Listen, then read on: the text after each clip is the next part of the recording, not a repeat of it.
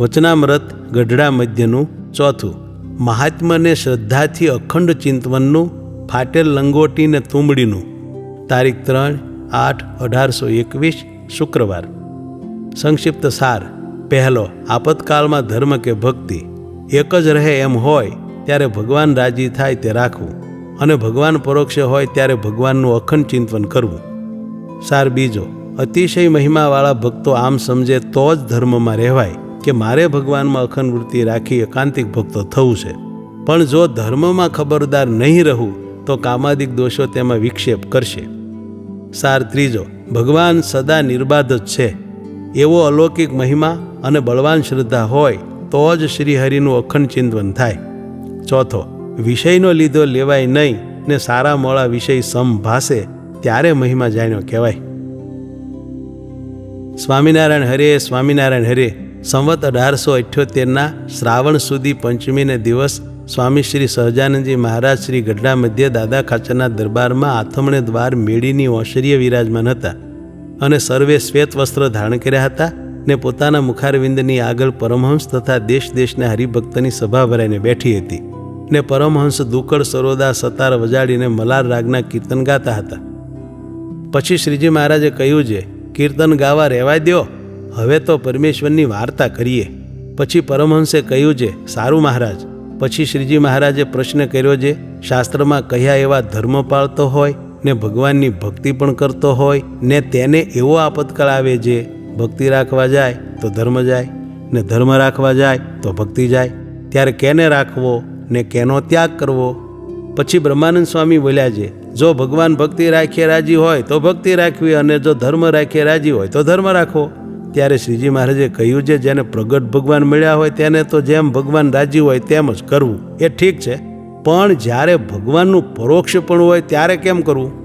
પછી મુક્તાનંદ સ્વામી એનો ઉત્તર કરવા લાગ્યા પણ થયો નહીં. પછી શ્રીજી મહારાજ બોલ્યા છે, જ્યારે ભગવાન પરોક્ષ હોય ને આપતકાળ પડે ને કોઈ ન રહે ત્યારે તો ભગવાનનું એક અખંડ ચિંતન કરવું, તો ભગવાનના માર્ગ થકી પડે નહીં. પછી વળી શ્રીજી મહારાજે પ્રશ્ન પૂછ્યો છે, જે ભગવાનનો મહિમા અતિશય સમજતો હોય તેણે કરીને એમ જાણે છે, ગમે એટલા પાપ કર્યા હોય ને જો ભગવાનનું એક નામ લીધું હોય તો સર્વે પાપ બળીને ભસ્મ થઈ જાય, એવું મહાત્મ્ય સમજતો હોય તેને કેવી રીતે સમજે ત્યારે ધર્મમાંથી ડગાય નહીં? પછી મુક્તાનંદ સ્વામીએ એ પ્રશ્નનો ઉત્તર કરવા માંડ્યો પણ થયો નહીં. પછી શ્રીજી મહારાજ બોલ્યા છે, જે ભગવાનનો મહિમા અતિશય જાણતો હોય તેને તો આવી રીતે સમજાય ત્યારે ધર્મમાં રહેવાય, જે મારે તો અખંડ ભગવાનનું ચિંતન કરીને એકાંતિક ભક્ત થવું છે, અને જો કામ ક્રોધ લોભાદિક વિકારને વિશે મારી વૃત્તિ જશે તો મારે ભગવાનના ચિંતનમાં એટલો વિક્ષેપ થશે, એમ જાણીને કુમાર્ગ થકી અતિશય જ ડરતો રહે અને અધર્મને વિશે કોઈ કાળે પ્રવર્તે જ નહીં, એવી રીતે સમજે તો ભગવાનનું મહાત્મ્ય અતિશય સમજતો હોય તો પણ ધર્મમાંથી કોઈ કાળે પડે નહીં. અને ભગવાનનું જે અખંડ ચિંતન થવું તે કાંઈ થોડી વાત નથી. ભગવાનનું ચિંતન કરતાં કરતાં જો દેહ મૂકે તો તે અતિ મોટી પદવીને પામે છે. પછી બ્રહ્માનંદ સ્વામીએ પૂછ્યું છે, એમ જાણીએ છીએ તો પણ અખંડ ચિંતન રહેતું નથી, એનું શું કારણ છે? પછી શ્રીજી મહારાજ બોલ્યા છે, એક તો અખંડ ચિંતન થાય એવી શ્રદ્ધા જોઈએ, અને જ્યારે એવી શ્રદ્ધા ન હોય ત્યારે તેટલું મહાત્મ્ય જાણ્યામાં પણ ઓછપ છે, અને જ્યારે મહાત્મ્ય જાણ્યામાં ઓછપ છે ત્યારે ભગવાનના સ્વરૂપના નિશ્ચયમાં પણ એટલી ઓછપ છે. માટે જો ભગવાનના સ્વરૂપનું મહાત્મ્ય તથા શ્રદ્ધા હોય તો અખંડ ચિંતન થાય. તે મહાત્મ્ય એમ જાણવું છે, ભગવાન તો જેવા પ્રકૃતિ પુરુષ થકી પર છે તેવા ને તેવા જ પ્રકૃતિ પુરુષમાં આવ્યા છે તો પણ પ્રતાપે યુક્ત છે, અને પ્રકૃતિ પુરુષનું કાર્ય જે બ્રહ્માંડ તેને વિશે આવ્યા છે તો પણ ભગવાન તેવા ને તેવા પ્રતાપે યુક્ત છે. પણ ભગવાનની મૂર્તિને વિશે કોઈ રીતે માયાનો લેશ અડતો નથી.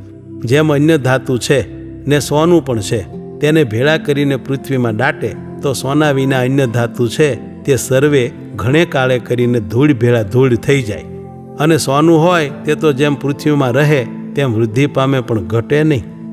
તેમ ભગવાન અને બીજા જે બ્રહ્માદિક દેવ તથા મુનિ તે કાંઈ સરખા નથી. કેમ જે જ્યારે વિષયરૂપી ધૂળનો યોગ થાય ત્યારે ભગવાન વિના બીજા ગમે એવા મોટા હોય તો પણ વિષયમાં એકરસ થઈ જાય. અને ભગવાન તો મનુષ્ય જેવા જણાતા હોય તો પણ એને માયિક પદાર્થ બાધ કરવાને સમર્થ થાય નહીં. અને ગમે તેવા વિષય હોય તો તેમાં કોઈ દિવસ લોપાય નહીં.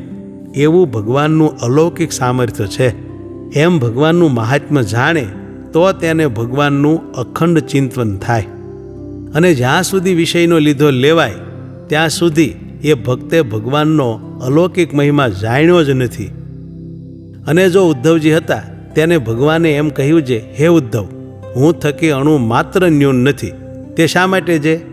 ઉદ્ધવજીએ અલૌકિક ભગવાનનું મહાત્મ્ય જાણ્યું હતું ને પંચ વિષયના લીધા લેવાતા નહોતા.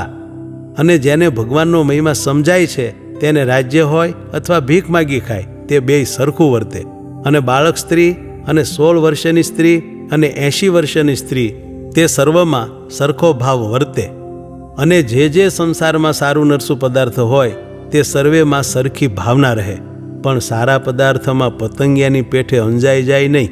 અને ભગવાન વિના બીજા કોઈ પદાર્થમાં લોભાય નહીં. એક ભગવાનની મૂર્તિમાં જ લોભાય. અને એવી રીતે જે વર્તતો હોય તે ભક્ત ગમે તેવા મોટા વિષય હોય તેમાં બંધાય નહીં. અને જો એવો મર્મ ન સમજ્યો હોય તો ફાટી લંગોટી તથા તુંબડી તેમાંથી પણ મનને ઉખેડવું મહા મુશ્કેલ છે. માટે આવી રીતે ભગવાનની મૂર્તિનું મહાત્મ્ય જાણ્યા વિના બીજા કોટી સાધન કરે તો પણ ભગવાનની મૂર્તિનું અખંડ ચિંતન થતું નથી. અને જે ભગવાનના સ્વરૂપનો મહિમા જાણે છે તેને જ ભગવાનનું અખંડ ચિંતન થાય છે. ઇતિ વચનામૃતમ ગઢડા મધ્યનું 4થું થયું.